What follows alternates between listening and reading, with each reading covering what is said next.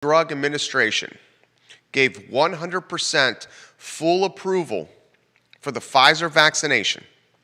That 100% full approval from the FDA for the Pfizer shot is a potential leverage point for government and business owners to mandate the vaccination. You say this if you're the government, Food and Drug Administration, the governing body of medicine, the governing body of new drugs.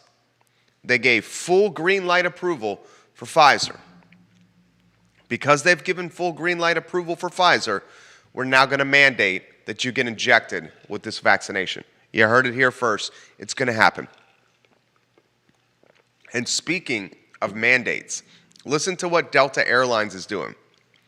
This is pretty aggressive. Delta Airlines is going to pop their employees $2 a month, $200 a month, 2 C-notes a month if they're unvaccinated. I'm going to give it to you straight here. Delta Airlines will charge employees on the company health plan $200 a month if they fail to get vaccinated against COVID-19. A policy the airline's top executive says is necessary because the average hospital stay for the virus costs the airlines 50 G's. Here's what's happening. Delta has got a number of employees who have not been vaccinated. Those employees, some of them, are getting really sick. Those really sick Delta employees are having to stay long-term in a hospital, and they're accruing bills for their hospital stay. Delta offers health care to these employees. They're covering the majority of the costs of these hospital visits. The average hospital stay is costing Delta $50,000. $50K. So they said that anyone who is unvaccinated, who gets COVID on September 30th, anyone who's unvaccinated by September 30th will start being charged $200 a month, a surcharge, to help cover or offset the $50,000 on average in overhead each hospital visit is costing the airline. That is substantial.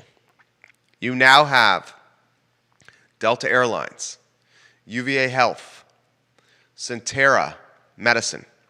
You now have Terry McAuliffe on the campaign trail telling people he's going to make life extremely difficult for anti-vaxxers.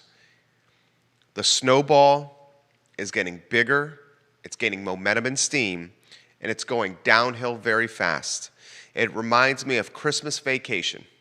My wife and I, our son, we have many traditions. One of the traditions we love is after Thanksgiving, in the month of December, we watch Christmas Vacation on the regular. Chevy Chase, a superstar. Do you remember in Christmas Vacation when Chevy Chase is atop the mountain with his family? He uses this secret sauce to lube up his silver sled. The secret sauce lubes up his silver sled so much that when he goes sledding down the hill, he goes sledding at the speed of light and goes miles down the hill. Fast, quick clip, momentum, extremely quick down the mountain. That's what's happening right now with these mandates. You got government, you got the FDA, you got Fortune 500 companies, all essentially getting ready to strong-arm anti-vaxxers into vaccines. I've been saying this was going to happen for months. Now it's a reality. $200 surcharge per month if you're not vaccinated and you work for Delta Airlines. Now let's talk schools. We got some tough news happening. Parents don't want to hear this, but this is the news, and it's important that we're informed of what's happening. Rappahannock has closed its 2 public schools for the week due to Corona, due to Delta and COVID. Amherst County Public Schools are shutting down its schools until early September due to COVID. Franklin County Public Schools, less than 10 days of being open, has more than 600 kids infected with COVID right now, and Franklin County School Board and its superintendent office and its leadership are contemplating the closure of the school system for a matter of time. Once Amherst County, Rappahannock, and soon Franklin County close, maybe for a week, maybe for longer, this is going to create a comparable, a comp, a keeping up with the Joneses impact or effect, a leverage point for other public school systems to say, hey, we're not the first. Amherst County has already done this. Rappahannock has already done this. Franklin County is about to do it. We're seeing public school systems, not even 2 weeks of being open this year, shutting down in the Commonwealth left and right. We got to follow this closely. Lee Elberson on this program, CEO, Claiborne Education, says the over-under is Thanksgiving, and he's taken the under on Thanksgiving for public schools shutting down. It's looking like it's going to be a lot sooner than we thought. The Delta variant is no joke. It is no joke. Poorly ventilated schools, not cleaned properly, students riding in tin cans to and from the schools, not wearing masks properly, and many unvaccinated. That is a collision course for a super spreader event.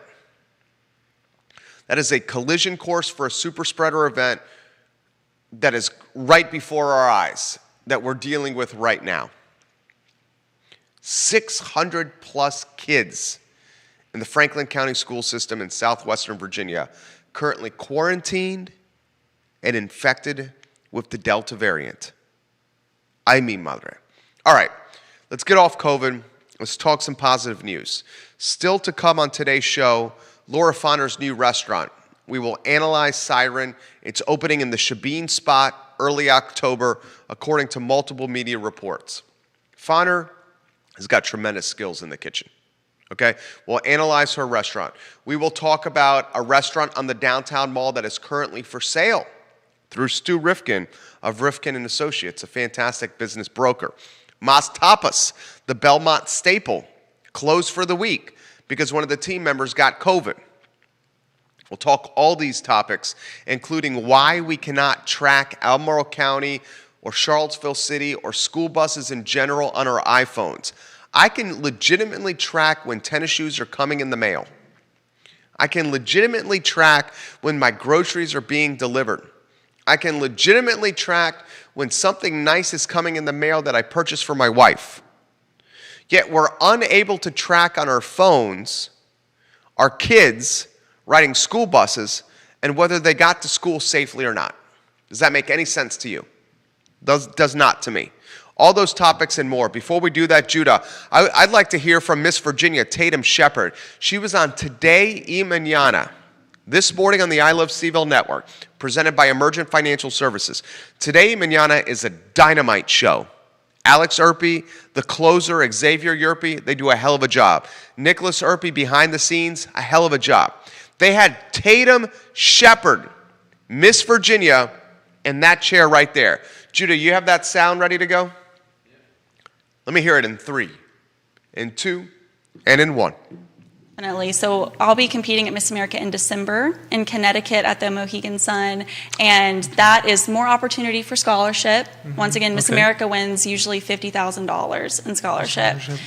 So tons of opportunity for that, and then also taking your platform on a national level. Exactly. The program that I back up, Big Brothers Big Sisters, is a national program, and it's present in all 50 states. And so I'm working on the programs that I have here in Virginia, and I want to be a good steward of that, so that should I win Miss America, I know how to steward the programs that we have across the country. Awesome. And the Miss America, is that a 2-day, 3-day affair, or how long does that last? It's usually a week-long process. Okay. Yeah, there will be several preliminary nights of competition where we'll compete in everything. We'll do our private interview with the judges. And then the final night, which is the night that's always televised on cable. Oh, okay. Yeah, that's when they do like the top 15. They'll do the finalists, and then we'll all recompete that night. Oh, on everything? Everything you've competed? You don't redo your private interview with the judges. Of course, yes. Okay. But yeah, you'll recompete in evening gown, talent, onstage question, your social impact pitch, which is your opportunity to talk about your social impact initiative. So yeah, you recompete in all of that. Wow. And talent meaning like you can play an instrument or you can sing or things of that sort? Yeah, you see a lot of those talents. I sing. I got my degree in musical theater, Oh, wow, so okay. I'm planning on doing a Broadway vocal. But our most recent Miss America, who is also Miss Virginia, she actually did a science experiment. Whoa, that's Yeah. Ooh. She's in pharmacy school, and she has done a great job just showing the different opportunities that are out there for all the girls. You know, you don't have to have a typical stage talent. Miss America can be a scientist, and you can do an awesome fantastic, science yes. experiment.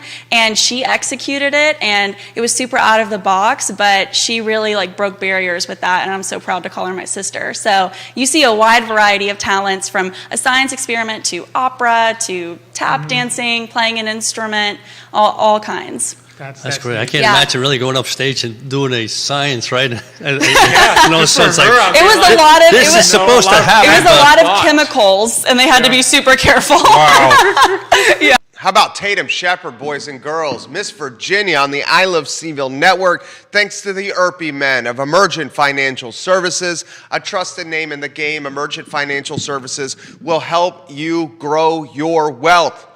Miss Virginia in the house, this is for you.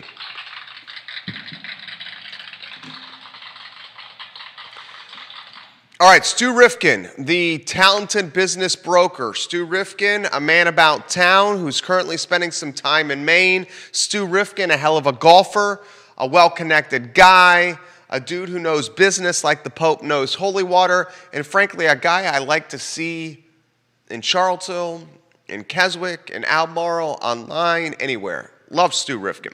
He's got a new listing. This listing, a little more difficult to figure out which this listing is. Remember, Stu had the hotcakes listing, and on the I Love Seville network a few weeks ago, maybe about 30 days ago or so, we kind of did some detective work. We found his listing online for a restaurant that had a bakery and a catering arm that was located in the city of Charlottesville and in the best shopping center possible. Well, with our detective work, we were able to figure out that was hotcakes. We deciphered that was hotcakes, and we were right. Hotcakes was for sale. Now there's a new one that's for sale. Stu, you did a good job with the words you wrote this time. Make it really difficult to figure out which this restaurant is that's for sale. I'm not able to decipher this one as easily. Prime downtown mall location, says the listing. Looking for a restaurant opportunity in Charlottesville? Question mark. Restaurant for sale on the historic downtown mall. Well established, turnkey, profitable operation that is ready for new ownership. Non-disclosure agreement required. He's got some images that go with the listing on RifkinAssociates.com that are kind of more stock images of downtown and not a specific space at all. So, this is what we know. We now have a profitable, turnkey restaurant that is well established, that is for sale on the downtown mall. Does anyone want to guess which one this is? I don't have the answer. I'll say this is who I do not think it is. I don't think this is, in fact, I know it's not Sal's Cafe Italia. The Finazzo family have an awesome restaurant. They own the building. It's family owned and family run. They crush it. It's not them. It's not Citizen Burger Bar. Annie McClure at Citizen Burger Bar is the top grossing restaurant in the Charlottesville downtown mall. Citizen Burger Bar, morning, noon, and night, crowded, doing checks that I would bet are somewhere between $20 and $25 on average per person, per cover. I would bet it's not C&O. Dean Baupin is living his dream as the executive chef and owner at C&O. I don't think it's C&O. I don't think it's any of Wilson Ritchie's restaurants. Wilson Ritchie, if he was going to sell one of his restaurants, I don't think would do it through Stu. He would sell it like he's done in the past to a team member that's below him on the totem pole. Just like he did with the Alley Light, just like how he did with the Bebedero. He looks for an exit for the restaurants he starts with the people that are in his family tree that work for him. So that really, I don't think it's Ivan at Zocalo. Ivan's got a cash cow at Zocalo, and Zocalo is in his blood. He started that restaurant with his lifelong friend, Andrew Silver, who has since moved to Texas. I don't think it's Zocalo that's for sale. I don't think it's Brian Helleberg's restaurants. Brian Helleberg owns Fleury, he owns Petit Pois, and he owns the little restaurant bakery across from Fleury. I don't think it's either of those. So if it's not Wilson's restaurants, and it's not Brian Helleberg's restaurants, and it's not Ivan's Zocalo, and it's not Annie McClure's Citizen Burger Bar, and I don't think it's Hunter Smith's Brasier Saison or Hunter Smith's Passiflora, that doesn't leave a lot of restaurants left. What does that leave left? Well, that leaves Bizou. I don't see Tim and Vincent selling Bizou, do you? No, not me. I think you can cross Bizou off the list, right? That leaves Fitzroy. Intriguing. Could it be Fitzroy?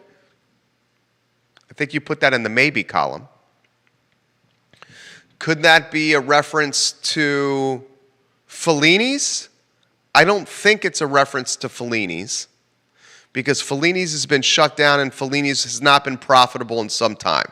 And clearly it says in the language that the restaurant is profitable. So what's your pick? Which restaurant is for sale? We're playing a guessing game. We don't know. This is for the sake of a talk show. We have no idea. Could it be the Fitzroy? Maybe. Who knows? We do know that there's one for sale, and you need a non-disclosure agreement to get there. And speaking of restaurants, excuse me one second. And speaking of restaurants, Laura Fauner is opening one. Laura Fauner is talented, dynamic, makes great food. Laura Fauner's had a hell of a transition in COVID since leaving Dooners. Remember, she was going to take over as owner of Dooners Restaurant. But unfortunately, the pandemic changed things like it did for so many of us. When she no longer was going to be able to be the new owner of Dooners, she left Dooners Restaurant and started working for the Champion Hospitality Group. We saw Laura in a food truck around town. Her food truck was at Dumpling. We saw her at vineyards and wineries, busting her tail, serving some of the best dumplings we've ever had. We saw her at Champion Grill from time to time on the line. Now we see Laura Fauner blossoming and truly coming into her own as the new owner of Siren. Siren is a joint venture between Hunter Smith and herself in the old Shabine location. Hunter is turned into a prolific restaurateur and a prolific owner of brands. His portfolio includes Champion Brewing Company, the Champion Tap Room over there by the Belmont Bridge. It includes Brasier Saison. It includes the little market next to Brasier Saison. It includes Passiflora, Champion Grill in Stonefield, Champion Tap Room, which I already named, Champion Ice House in Gordonsville, and now Siren. He's a smart dude, Hunter. He partners with people that are talented, stays out of their way, and make sure they carry the champion beer, offers champion beer, which is smart, and in some cases, insist that the restaurant is named has champion included in some capacity. Champion Ice House, Champion Grill, Champion Tap Room. I think Laura with Siren is going to be a smash hit. She is one of the most high-profile chefs in Charlottesville. And that's thanks to her Food Network appearances, many of them, on Guy's Grocery Games on the Food Network. She's been on 8 episodes of Guy's Grocery Games. Not only that, she's local. Laura, I believe you went to Western Almore High School, right? I believe you did. She is going to do seafood focused with a Mediterranean flavor. She's going to call it award-winning, approachable stoner food. I think it's a great idea. I think the Shabine space is dynamite. The Shabine space has an outside veranda that is COVID-friendly.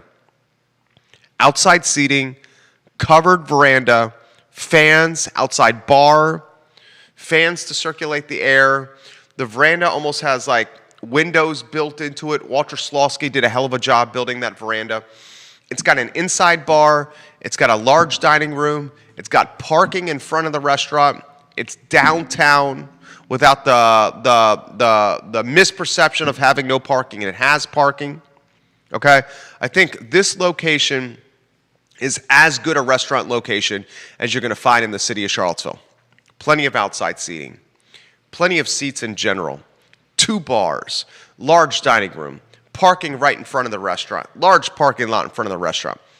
Siren, this Mediterranean flavored, seafood focused, approachable stoner menu with the novelty that is a brand new restaurant, with the novelty that is a Food Network star, with the novelty that is someone born and raised locally in the kitchen as the executive chef. It's going to have success.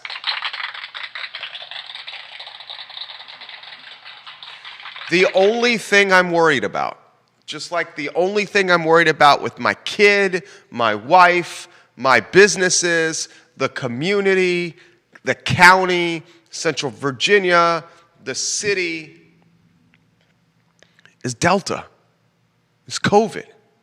Dudes, we're on the cusp of a major breakout here. Is anyone realizing this? We have school systems in the Commonwealth shutting down. We have the man who's likely in November to win a spot in the governor's mansion, Terry McAuliffe, literally saying on the record, I'm going to make life for anti-vaxxers extremely difficult. We got to get COVID under control so we can persevere and protect and patronize our restaurants and small businesses in our community. That's just a fact. Laura Fonner, I think you're going to do a hell of a job. I think Siren's going to crush it. We'll be there to eat. We will be there to drink. We can't wait to see the stoner approachable Mediterranean-style seafood menu that you put together. We can't wait to see what late nights at Siren look like. I just want, for all our sakes, this Delta variant to get managed and under control. October 3rd expected opening for Siren in the old Shabine spot. Now, one more item from the restaurant notebook. Mas Tapas, unfortunately, is closed for the week because one of its team members got COVID. So Mas Tapas doing the right thing, notifying people on social media. Here's the post from Mas Tapas on Instagram. Unfortunately, we will be closed the rest of the week due to a staff member testing positive for COVID. We are having all our staff tested, and we will reopen once we are able to have thoroughly cleaned the building per CDC guidelines. We're very sorry for the inconvenience. For those that had reservations this week, and if you want to reschedule, please shoot us an email. So I respect that. I respect that Mas Tapas acknowledges what happened. I respect that Mastapa said we're going to clean the place from top to bottom. I respect that Mastapa said we're going to close for a week to make sure everyone's safe. All staff is going to get quarantined. Very nicely done, Mastapa. You handled this very well. All right, more items out of the notebook, and then we'll get to your comments. If you have comments you want to relay on air, if you want to challenge my perspective, you can do it. I'll relay your challenge perspective on air as well. If you have a question for me, if you have a topic you want me to cover, put them in the comments section, and I'll mention your comments on air on the I Love Seaville show. Albemarle County, get this. Students on their first day of school, Albemarle County schools, in my neighborhood, on the morning route, the school bus broke down. Literally. School bus driver picking up kids in the neighborhood, third or fourth stop in the neighborhood, the bus breaks down. The school bus driver sees smoke coming from the engine and was concerned about the safety of the students. As a result, elementary age kids were asked by the school bus driver to quickly vacate the bus in my neighborhood. They were then left on the side of the road for some time until their parents were able to pick them up. This left many of us in the neighborhood asking this question: why can we track shoes that we order online, groceries that we order online, racquetball rackets, squash rackets, pickleball paddles, and platform tennis rackets that we order online? And I can legitimately see almost to the minute, if not the hour, when these shoes, the groceries, my racquetball racket, my pickleball paddle, my squash racket, my platform tennis racket, I can see almost to the minute, if not the hour, when they will be dropped on the doorstep of my house. Yet we're not able to track public school buses on our phone and the safety of our children. I can see when a loaf of bread is leaving Whole Foods and when a gallon of eggnog is leaving Whole Foods and being delivered to my house. Yet I can't check to see if my son was picked up at the bus stop and delivered to school safely. Does that make sense to anybody? I can track a pack of Pampers diapers and whether those Pampers diapers are going to make it to my front step at 3 p.m. or 5 p.m., yet I cannot track the little boy wearing those Pampers diapers and whether or not he got to kindergarten or not. Does that make sense? No, it doesn't. The innovation that we see with e-commerce retail should quickly penetrate and follow transportation and public school systems. That would give moms and dads peace of mind. And peace of mind during a pandemic is invaluable, my friends. So for the public school systems out there, not just Albemarle, not just the city of Charlottesville, but across the country, let's figure out a way for these school buses, these tin cans, these COVID Petri dishes that we call buses. Let's figure out a tracking mechanism, an app on our smartphones, where we can see if little Johnny or little Susie got to the bus stop, to the school safely. Because tracking gallons of eggnog and tracking loaves of bread and tracking Pampers diapers and PaddleTech pickleball paddles on our phone should be second to tracking the health and safety of our kids and whether or not they make it to school safely or not. Ay, mi madre, carajo, coño. All right, next topic on today's program. I've been getting this question left and right from viewers and listeners. Jerry, if you were atop the totem pole of the Charlottesville Police Department, how would you fix the morale issues and the myriad of problems that are currently present within CPD? I've been thinking about this. I understand the influence we have with this platform. Heck, I understand the show is watched by Charlottesville Police Department. I understand that the chief has watched the program. I understand elected officials, the city manager, watch the program. I get it. I understand the influence we have. So I've given it some thought. I'm going to give a reasonable perspective. And I'm going to do a sports analogy. You get a football team, a basketball team, baseball team that is struggling. And they're not living up to expectations. What's the owner do? What's the general manager of that team do? They bring in a new skipper, a new manager, a new head coach. That new skipper, the new manager, the new head coach is then charged with revitalizing the program, revitalizing the team, changing the culture, huffing new life into the locker room, getting rid of the bad apples, and trying to welcome new good apples onto the roster. This happens in sports all the time. The skipper, the manager, the head coach should be given some leeway or some latitude to change morale, to get the bad apples out, to revamp team culture or company culture.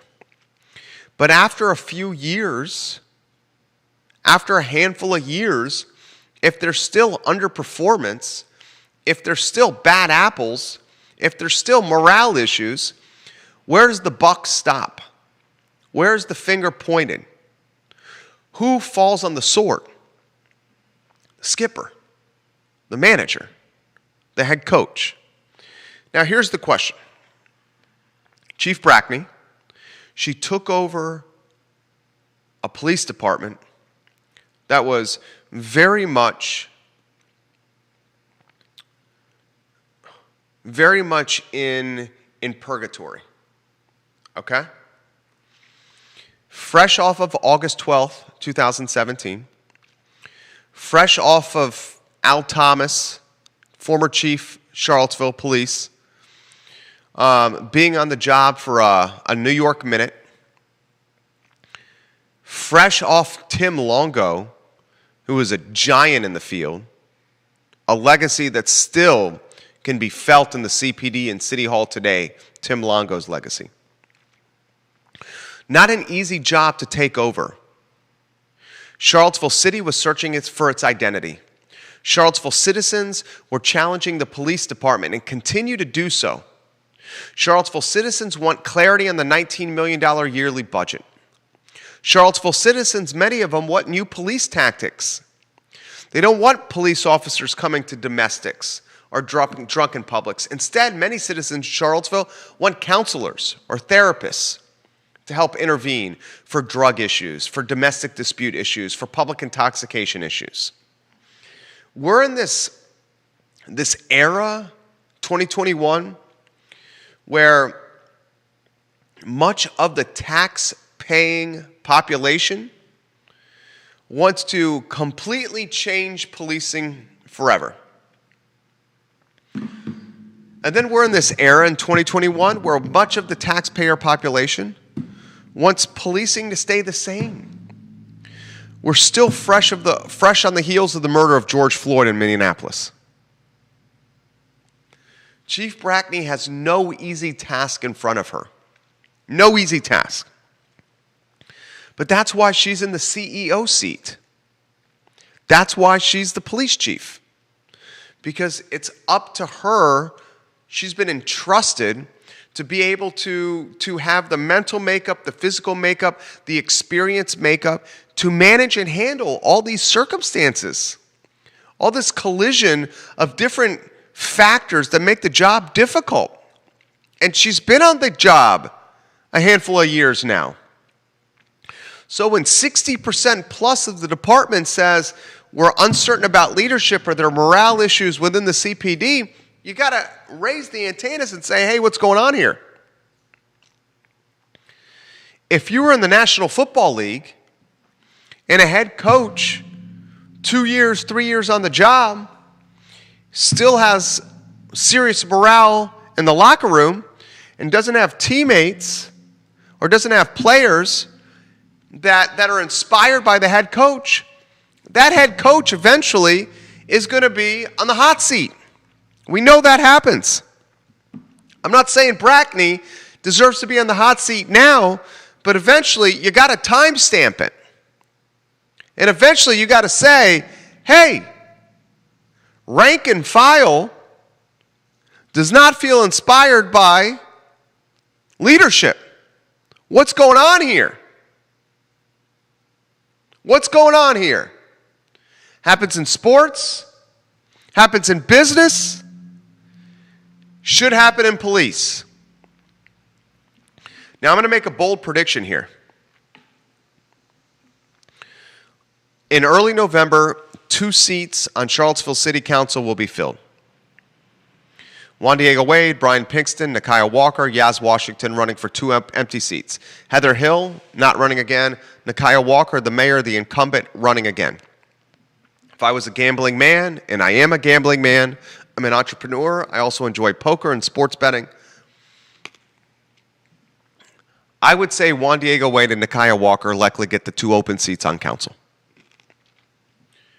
The next council, once these seats are full, they're going to be stuck with this CPD, morale issue, potential leadership issue situation.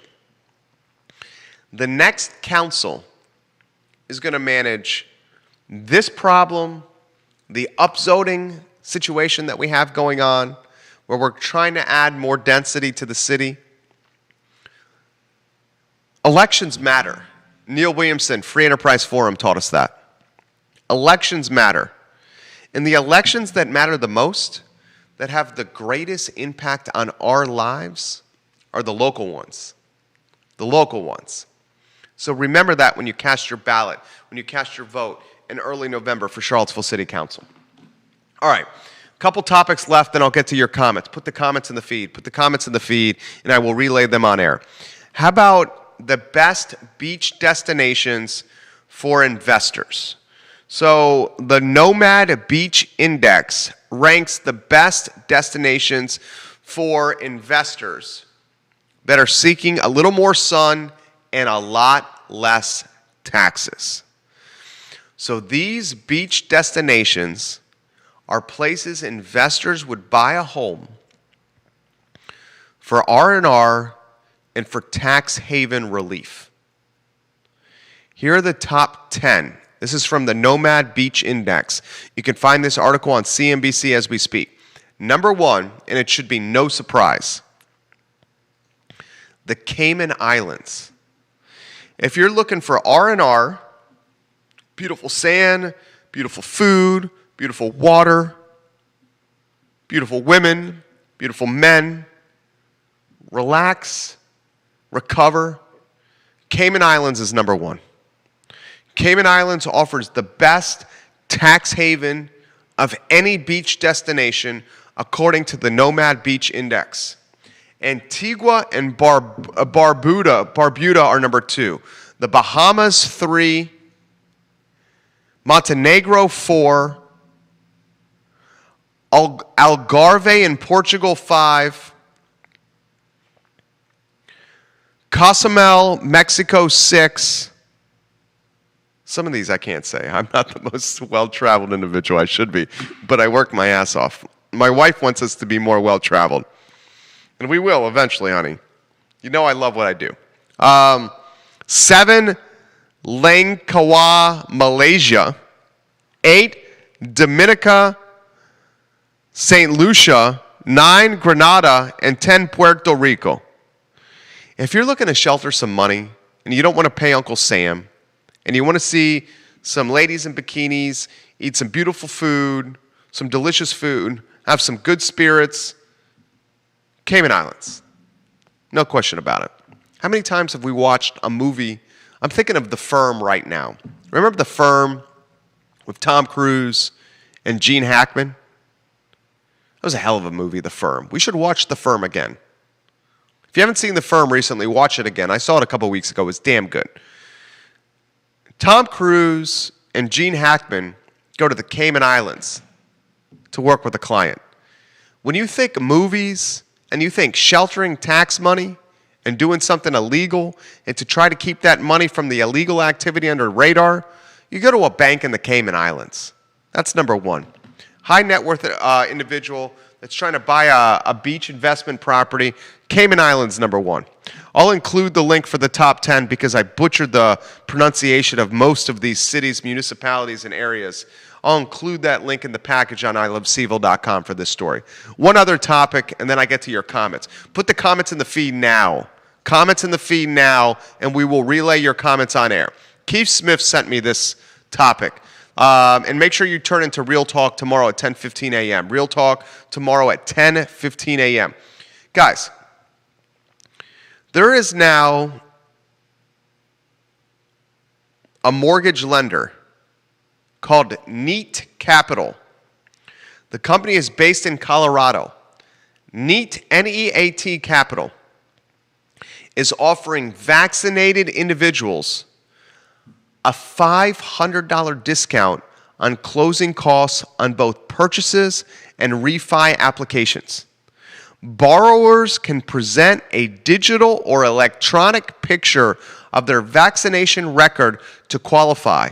Neat Capital is also making a lender credit available to unvaccinated borrowers who attest that they are unable to be vaccinated due to health status or religious reasons. $500 off, discounted, on closing costs or refinancing costs if you're vaccinated. Remember, we would say earlier this year, if we were operating a bar or a restaurant, we would do a happy hour special. Show your proof of vaccination, get a free beer. Show your proof of vaccination, get a free appetizer.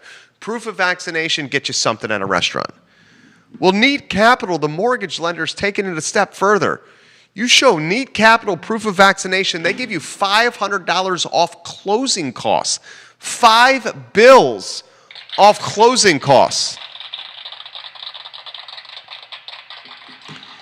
As the Delta variant spikes, I would expect more and more of this. I would expect more and more of this as the Delta variant spikes. Businesses taking matters into their own hands. Time will tell. Terry McAuliffe is certainly encouraging people to do that. Time will tell. Viewer and listener comments, put them in the feed. Viewer and listener comments, put them in the feed. Our friend, Marquise. Hello, my friend. Hello, how are you? Where are you watching? Are you watching in Virginia Beach? No, you're in Hampton, right? You're in Hampton? Okay, Hampton. I love it. He's in Hampton, Virginia. He's got some comments that I'm going to get to. I'm going to read them on air right now. He says, he's in Hampton. He thinks it might be the Nook. That's interesting. Got to be the Nook, Marquise, that's for sale, the Downtown Mall restaurant. The intriguing thing, possibly, I don't have the answer, Marquise. I don't know the answer. The intriguing thing about the Nook is Stu Rifkin at one time owned the Nook. He no longer owns it. He sold it. He sold it. He now has a listing for a restaurant that's for sale in the Downtown Mall that's upscale and profitable. I don't know. I don't think it's the Whiskey Jar either, Marquise. You don't think it's Fitzroy, Marquise? I don't know. I don't know what it is. I'm just taking guess.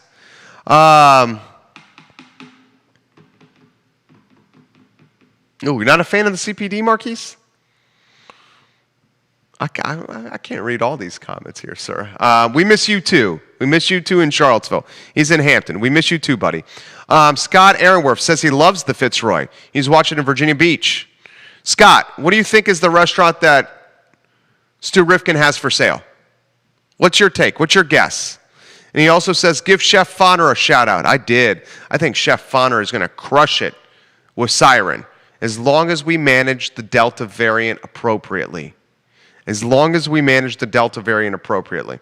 Marquise, you can come on the show anytime you want. I would love to get your take on life in Charlottesville. I've invited you many times, my friend. The ball's in your court. You can come on the program anytime you want. This is from Grayson. Grayson watches the show almost every day. Grayson, I am grateful for your support. Grayson says this, Jerry, love today's show, love the news. Most of the stuff you talk about on the program, I don't even know about. I don't watch TV, and I don't read much of the newspaper. You're my source of news here in Charlottesville, and I agree. If we don't get Delta under control, we're going to be in the same spot we were this time last year where we started shutting things down, and nobody wants that. Thank you for saying that, Grayson. I'm worried about it as well. This is coming from Jennifer. Jerry, when did Mas Tapas start taking reservations? I thought it was walk-in only. Thank you for your show. I'm enjoying it today. Mas Tapas started taking reservations during the pandemic to help them manage traffic flow and customer flow. And you're right, Jennifer, it used to be walk-in only.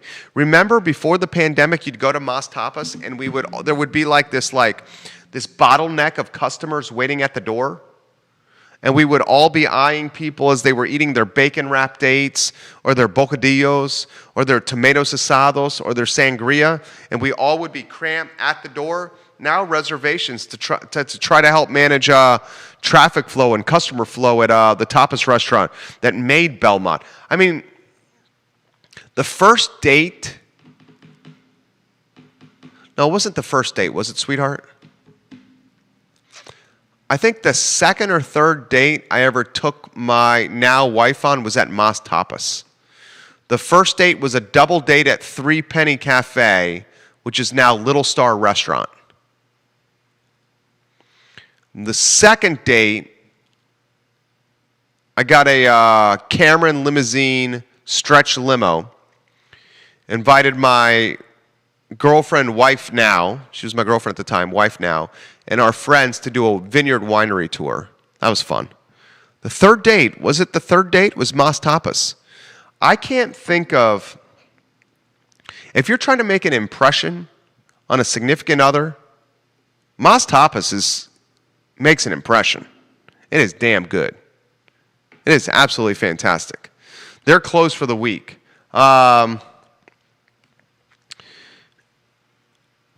Vanessa Parkhill's got some guesses. I love when you watch the show, Vanessa Parkhill. What is the restaurant upstairs from Fitzroy? Is that still open? That's Now and Zen. Oh, that's not Now and Zen. That's 10. That's 10 Sushi, Vanessa Parkhill.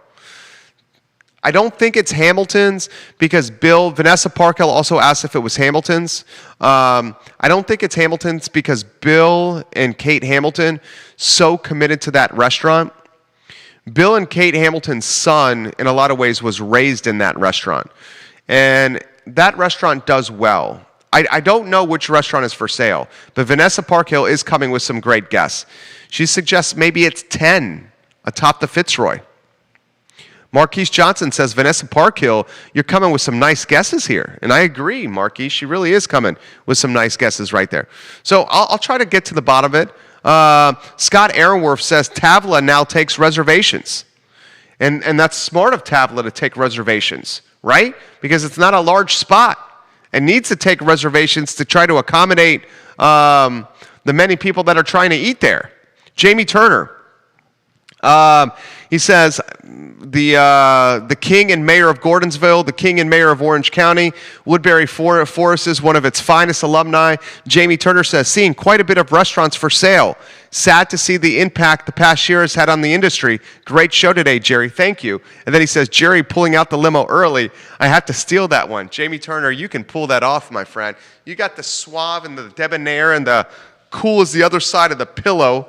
To give some props to Stu Scott, rest in power, Stu Scott. That was one of his go-to lines on SportsCenter. He's cooler than the other side of the pillow. That's Jamie Turner, cooler than the other side of the pillow. You could pull out the stretch limousine as well, Jamie Turner. And to put in perspective the timeline, I met my wife on an airplane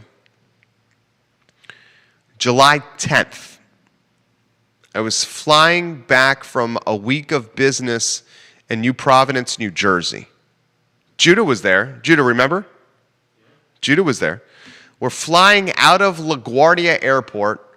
LaGuardia Airport is the third world country of airports in America.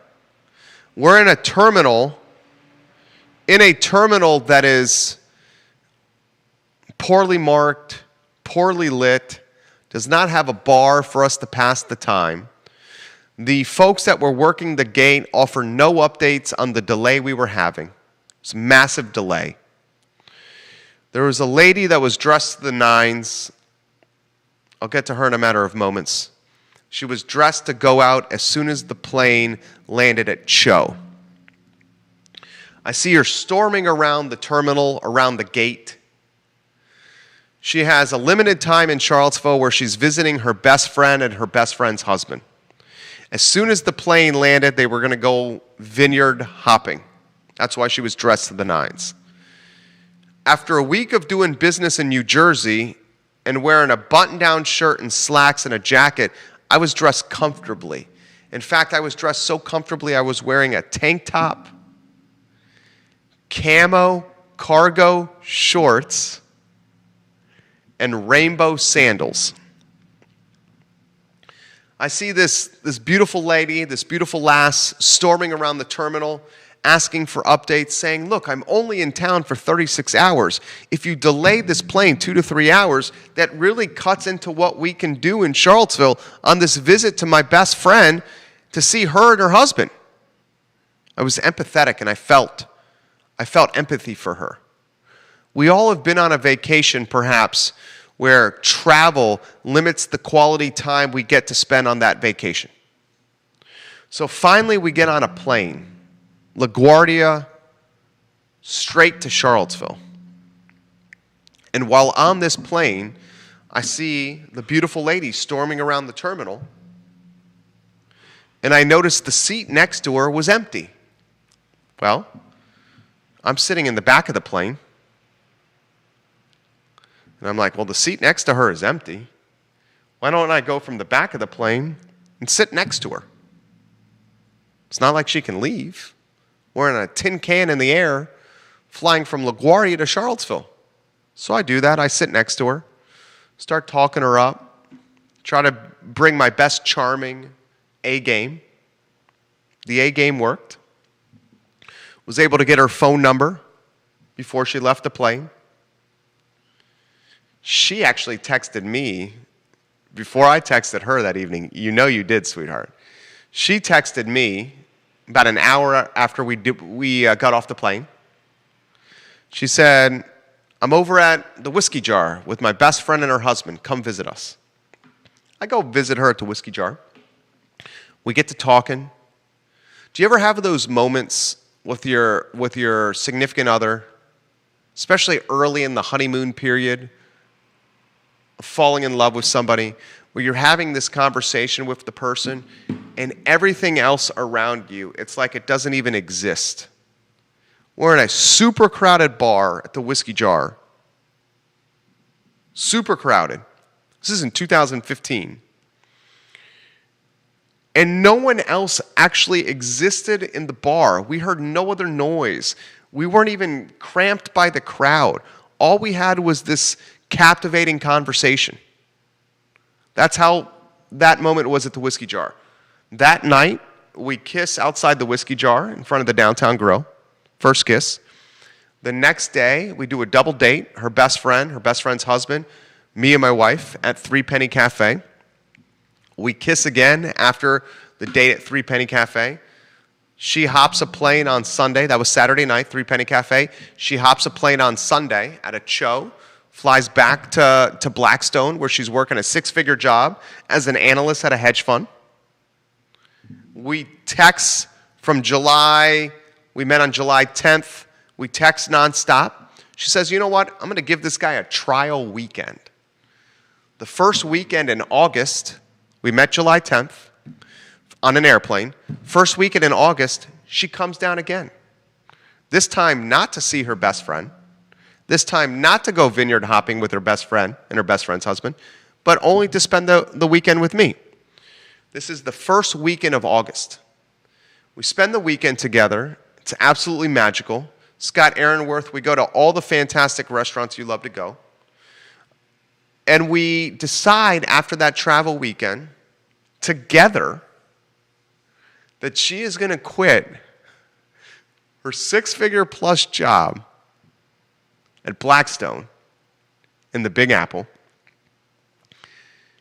she's going to bypass the end of the year bonus that she was going to get in roughly 4 months.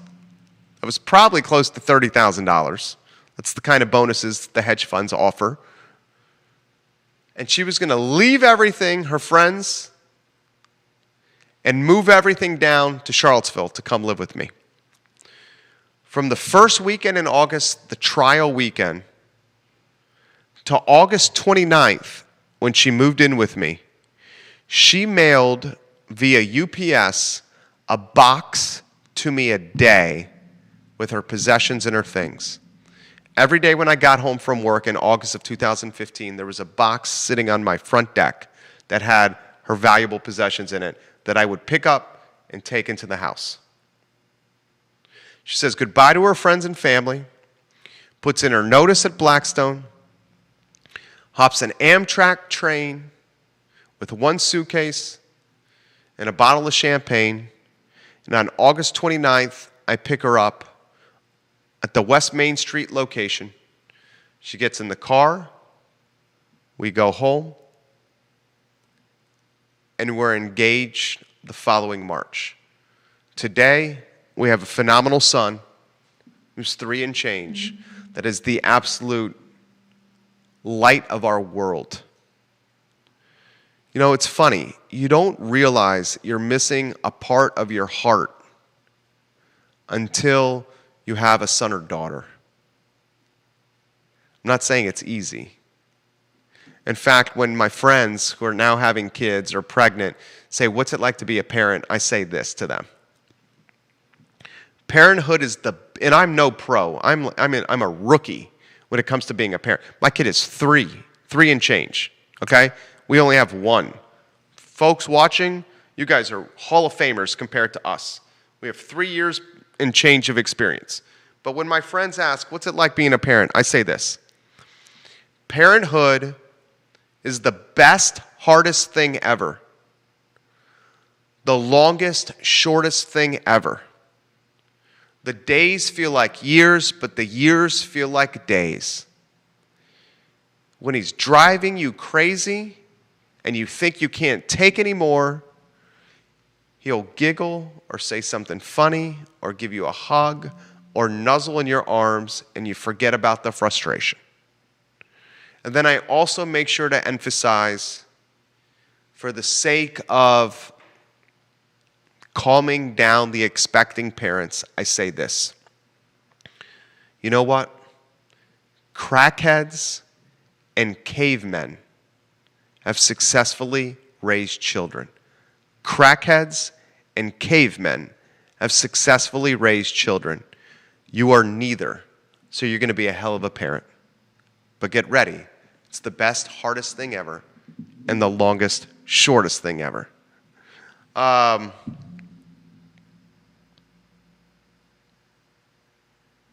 Marquise Johnson, you like this story, huh? Smooth moves. You go after what you want, right? You got to go after what you want, Marquise Johnson. That's one of the things where I went after what I want.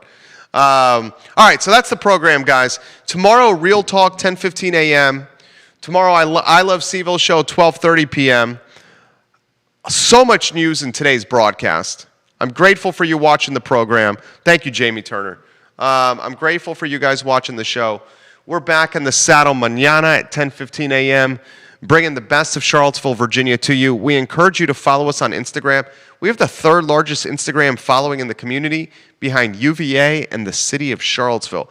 Join the I Love Seville family on Instagram, and please support the businesses that make this show possible. I very much encourage you to go to Skooma Boutique Dispensary on the Charlottesville Downtown Mall next to Rapture. Pain management issues, sleeping through the night issues, anxiety issues, or if you just want to relax, Skooma Boutique Dispensary has you covered, guys. That's the program. Hasta luego.